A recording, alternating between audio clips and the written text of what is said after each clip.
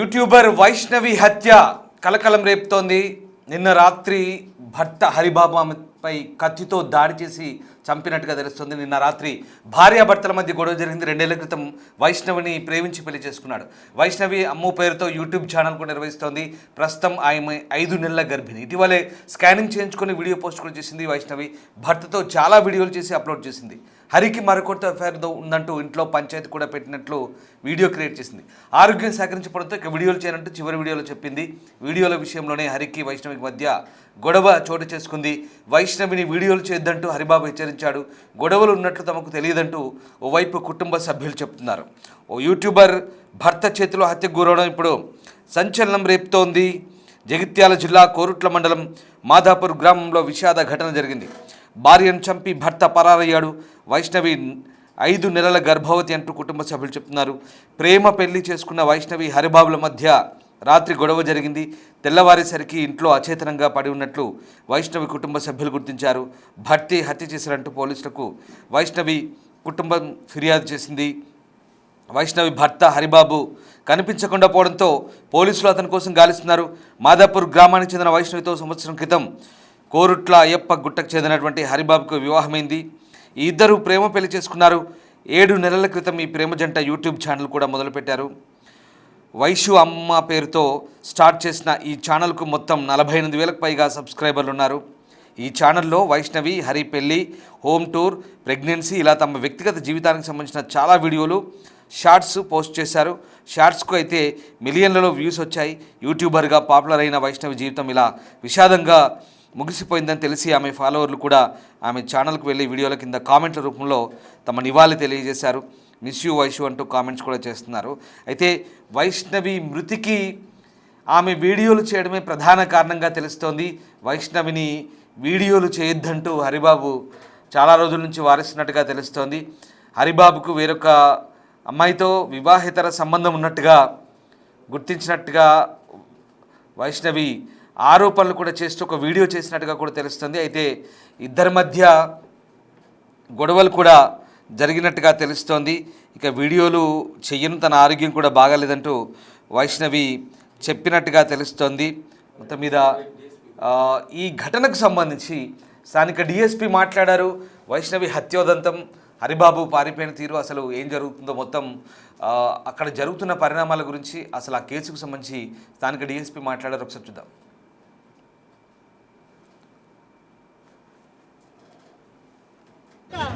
వాళ్ళు పిల్లల దగ్గర వండకుండా కావాలా?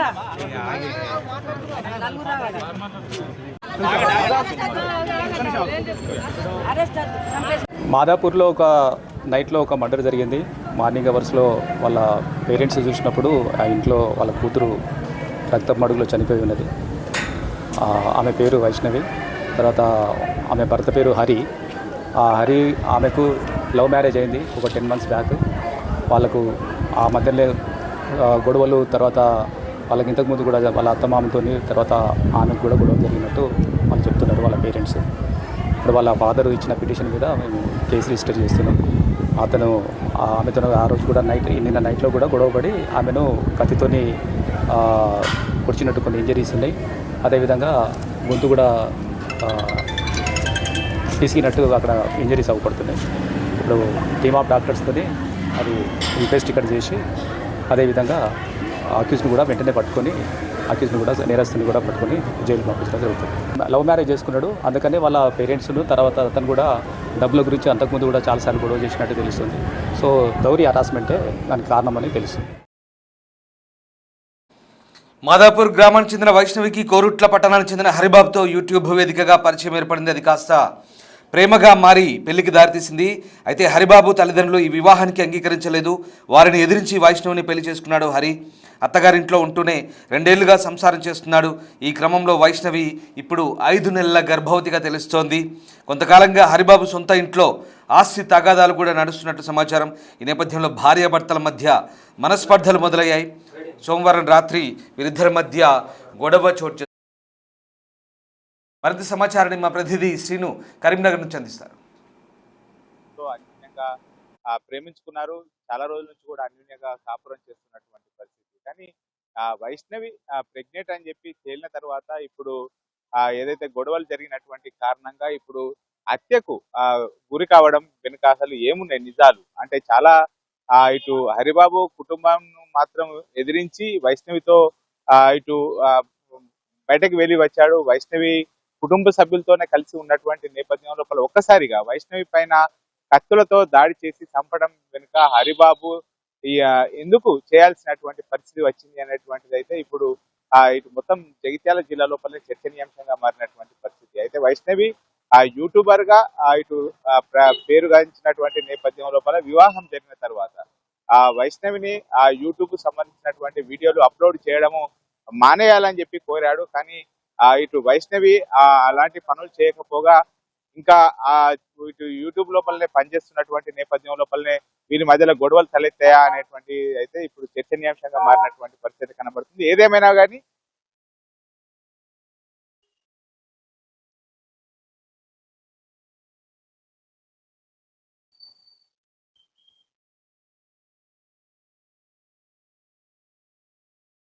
వైష్ణవి మొదటి నుంచే ఆ కొరుట్ల నియోజకవర్గం లోపల ఆ ప్రాంతం లోపల మంచి యూట్యూబర్ గా పేరు తెచ్చుకున్నది.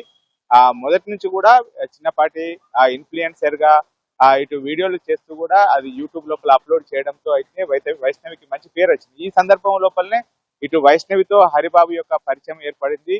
దీని కారణంగానే ఆ ప్రేమ పెళ్లి వరకు వెళ్ళింది.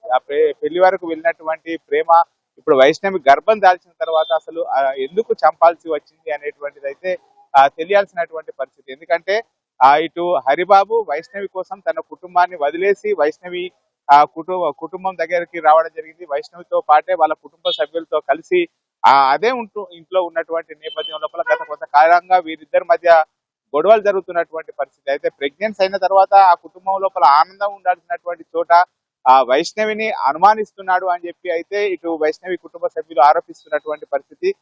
వైష్ణవితో వేరే వారితో సంబంధాలు ఉన్నాయి, వేరే వారితో సంబంధాలు కడుతూ కూడా ఇటు హరిబాబు నిత్యం వేధించేవాడు. ఈ విషయం లోపల వీరిద్దరి మధ్య గొడవలు జరిగేది అని చెప్పి చెప్తున్నటువంటి పరిస్థితి. కానీ ఇటు హరిబాబు తమ కుటుంబ సభ్యులకు మొత్తం కూడా దూరంగా ఉన్నటువంటి నేపథ్యం లోపల ఇప్పుడు వైష్ణవి యొక్క కుటుంబ సభ్యులు హరిబాబు కుటుంబం పైన ఆరోపణలు చేస్తున్నారు. ఆ కుటుంబం సభ్యులు చెప్పినట్టుగా చంపాలని చెప్పినటువంటి నేపథ్యం లోపలనే హరిబాబు వైష్ణవి పైన దాడి చేయడం జరిగింది. చంపడానికి గల కారణం అయిందని చెప్పడం జరిగింది. అయితే హరిబాబు చంపిన తర్వాత నేరుగా పోలీస్ స్టేషన్ లోపల వెళ్లి లొంగిపోవడం కూడా జరిగింది. ఈ నేపథ్యం లోపల పోలీసులకు ఏ విషయాలు చెప్తున్నాడు అంటే వారి యొక్క విచారణ లోపల ఏ విషయాలు తేలుతాయి అనేటువంటిది అయితే ఇప్పుడు నిజంగా చర్చనీయాంశంగా మారినటువంటి పరిస్థితి. ఇటు గర్భం దాల్చిన తర్వాత వాళ్ళిద్దరు కలకాలం కలిసి ఉండాల్సినటువంటి నేపథ్యం లోపల ఇప్పుడు ఇటు వైష్ణవి హత్య కావడము, ఎంతో ఇష్టపడి పెళ్లి చేసుకున్నటువంటి వారిని కత్తితో పొడిచి చంపేయడము అనేటువంటిది అయితే ఖచ్చితంగా నిందితుడిని కఠినంగా శిక్షించాలి. తమ కూతురు ఏ విధంగా అయితే చనిపోయిందో తమకు అప్పగించాలి, మేము కూడా అతన్ని కొట్టి చంపుతామని చెప్పి అయితే వైష్ణవి తరఫున బంధువులు చెప్తున్నటువంటి పరిస్థితి కనబడుతుంది. ఇక ఎట్టి పరిస్థితి లోపల కూడా తమకు న్యాయం జరిగేంత వరకు పోస్ట్ మార్టం చేయడానికి కూడా ఒప్పుకోవడం లేదు. రేపటి వరకు కూడా మేము వెయిట్ చేస్తాం. ఖచ్చితంగా హరిబాబును శిక్షించాలి, కఠినంగా శిక్షించిన తర్వాతనే పోస్ట్ మార్టం చేయడానికి అయితే ఒప్పుకుంటామని చెప్తున్నటువంటి పరిస్థితి కనబడుతుంది. కొంతకాలంగా హరిబాబు సొంత ఇంట్లో ఆస్తి తగాదాలు నడుస్తున్నట్టు సమాచారం. ఈ నేపథ్యంలోనే భార్యాభర్తల మధ్య మనస్పర్ధలు మొదలయ్యాయి. సోమవారం రాత్రి వీరిద్దరి మధ్య జరిగిన చిన్నపాటి వాగ్వాదం కాస్త పెను గొడవకు దారితీసింది. ఆవేశంతో ఊగిపోయిన హరిబాబు ఇంట్లోని కత్తిని తీసుకొని వైష్ణవిని విచక్షణారహితంగా పొడిచాడు. తీవ్ర గాయాలైన ఆమె గర్భంలో ఉన్న బిడ్డతో సహా అక్కడికక్కడే ప్రాణాలు విడిచింది. హత్య చేసిన తర్వాత మంగళవారం ఉదయం నిందితుడు నేరుగా కోరుట్ల పోలీస్ స్టేషన్ వెళ్లి లొంగిపోయాడు. కళ్ళ ముందే గర్భవతి అయిన కూతురు రక్తపు మడుగులో పడి ఉండడం చూసి తల్లిదండ్రులు గుండెల విసరా విలపించారు. మాదాపూర్ గ్రామంలో విషాద ఛాయలు నెలకొన్నాయి. తమ బిడ్డను పొట్టన పెట్టుకున్న నిందితుడిని కఠినంగా శిక్షించాలని, అతనికి ఉరిశిక్ష పడాల్సిందే అంటూ వైష్ణవి తల్లిదండ్రులు పోలీస్ స్టేషన్ ముందు ఆందోళన చేపట్టారు. పోలీసులు కేసు నమోదు చేసుకొని నిందితుని విచారిస్తున్నారు. ఆస్తి గొడవలే ఈ హత్యకు ప్రధాన కారణమా లేక మరేదైనా నేపథ్యం ఉందా అనే కోణంలో ప్రస్తుతం దర్యాప్తు సాగుతోంది. ఈ నేపథ్యంలో ప్రస్తుతం ఈ హత్య సంచలనంగా మారింది. ప్రేమ వివాహం, కాపురం తర్వాత అది కాస్త హత్యకు దారితీసిన పరిస్థితి కనబడుతూ ఉంది. జగిత్యాల జిల్లాలో జరిగిన ఈ దారుణ ఘటన అత్యంత పాశవిక ఘటన వెలుగు చూసింది. సామాజిక మాధ్యమాల్లో చురుకుగా ఉంటూ తనకంటూ గుర్తింపు తెచ్చుకున్న వైష్ణవి హత్యకు గురి కావడం స్థానికంగా సంచలనం రేపింది. వాస్తవానికి ఈ హత్యకు సోషల్ మీడియాలో చురుగ్గా ఉండడం కూడా ఒక ప్రధాన కారణంగా తెలుస్తోంది. ఆమె భర్తతో విభేదాలు వచ్చాయి, ఆస్తి తగాదాలున్నాయి. దాంతోపాటు భర్త ఇతరత్రా వ్యాపకాల్లో ఉన్నాడు, తనను విస్మరిస్తూ వేరే స్త్రీల వైపు చూస్తున్నాడంటూ కూడా ఇంట్లో పంచాయతీ పెట్టించినట్టుగా తెలుస్తుంది.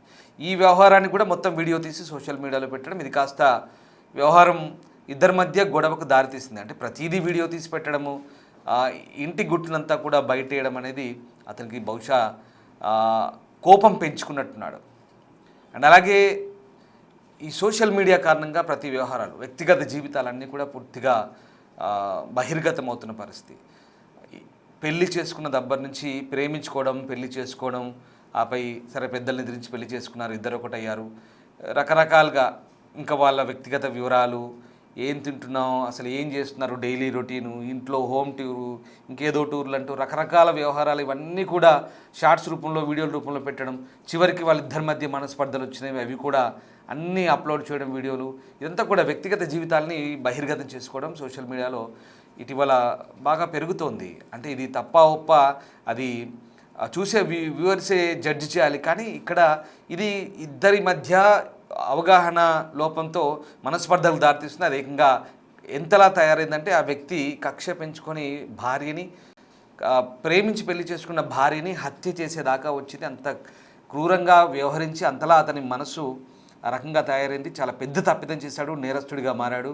పాపం వైష్ణవిని పొట్టన పెట్టుకున్నాడు విచక్షణ రహితంగా. 5 నెలల గర్భిణం చూడకుండా కూడా తల్లి కడుపులో ఉన్న పిండంతో సహా విచక్షణ రహితంగా పొడిచి చంపాడు ఆ దుర్మార్గుడు. ఇక్కడ సోషల్ మీడియా కూడా ప్రధాన కారణంగా మనకు కనిపిస్తుంది. అంటే ఇటీవల కాలంలో హత్యలకు సోషల్ మీడియాకు మనం లింక్ చేసి రిలవెంట్గా కనిపిస్తుంది. ప్రధానంగా ఇక్కడ ఆడు దుర్మార్గుడు చేసిన తప్పిదం ఆస్తి తగాదాలు ఇతరత్ర వ్యక్తిగత కారణాలు అయి ఉండొచ్చు. కానీ ఇక్కడ సామాజిక మాధ్యమం కూడా ఒక కారణంగా దీనికి మనం భావించాల్సి ఉంటుంది.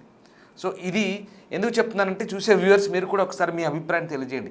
ఇటీవలి కాలంలో మనుషుల జీవితాల్లోకి సోషల్ మీడియా తొంగి చూస్తుందా? సోషల్ మీడియాను అడ్డం పెట్టుకొని మనుషులే తమ జీవితాలను బహిర్గతం చేసుకుంటున్నారా? అసలు ఏం జరుగుతుంది? సోషల్ మీడియా వల్ల వచ్చే ఉపయోగాలు ఏంటి, అనర్థాలు ఏంటి అని మాట్లాడుకుంటున్నప్పుడు ఇట్లాంటి అంశాలన్నీ కూడా చర్చకు వస్తాయి. సరే, ఈ మొత్తం వ్యవహారం నిజంగా ఆ వ్యక్తి చాలా హరిబాబు అనే వ్యక్తి చాలా దుర్మార్గంగా పెట్టాడు. సోషల్ మీడియా వ్యవహారం పక్కన పెడితే ఒక భర్త, భార్య, ఇద్దరు మనుషులు, వ్యక్తిగత జీవితాలు, ఇద్దరి మధ్య ప్రేమ, అన్యోన్యత, పెద్దల్ని ఎదిరించి పెళ్లి చేసుకోవడం, ఇవన్నీ కూడా చక్కగా కాపురం చేసుకోవాల్సిన పోయి ఏకంగా కక్ష పెంచుకొని సొంత భార్యని కిరాతకంగా హతమార్చడం అంటే ఇది పెద్ద దుర్మార్గం. ఇది ఇంత పెద్ద నేరం. ఈ నేరస్తుని నిజంగా చాలా దారుణంగా శిక్షించాల్సిన అవసరం ఉంది. సమాజం కూడా అదే కోరుకుంటుంది, వాళ్ళ తల్లిదండ్రులు కూడా అదే డిమాండ్ చేస్తున్నారు. పోలీస్ స్టేషన్ ముందే ధర్నా చేశారు, పోలీస్ స్టేషన్ ముందట ఆందోళన చేపట్టారు. పోలీసులతో వాళ్ళు ఒక రకంగా వాగ్వాదానికి కూడా దిగారు. నిందితుడు లొంగిపోయాడు, వాడిని వెంటనే అసలు ఉరి తీయాలి, కఠినంగా శిక్షించాలంటూ కూడా వాళ్ళు అంటున్నారు. ఒకసారి వాళ్ళు ఏం మాట్లాడుతున్నారో పోలీసు వాళ్ళతో చూద్దాం. ఆలు పిల్లల దగ్గర వండకుండా కావాలా?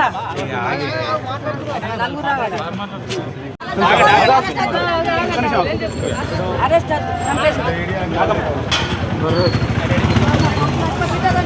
కనిపిస్తలేవానికి కళ్ళే కనిపిస్తలేవు. నా బతికి నరకం పడి చస్తున్నా, నా కళ్ళు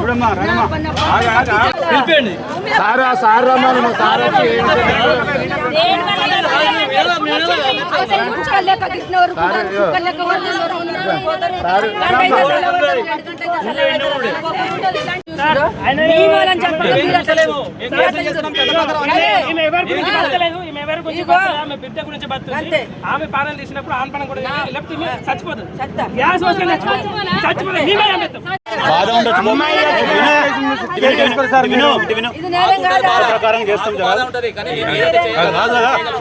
ఏదైతే చట్ట ప్రకారం ఉంటుందో అది మాత్రమే చేస్తాం.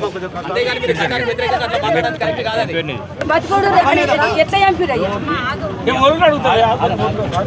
మీ అమ్మాయి చనిపోయింది, మీ అమ్మాయి ప్రాణం వల్ల రాదు, అది మాకు కూడా తెలుసు, మాకు కూడా బాధ అనిపిస్తుంది. కానీ మేము ఏదైతే చేయగలుగుతాం మేము అది మాత్రం మా చేతులు మేము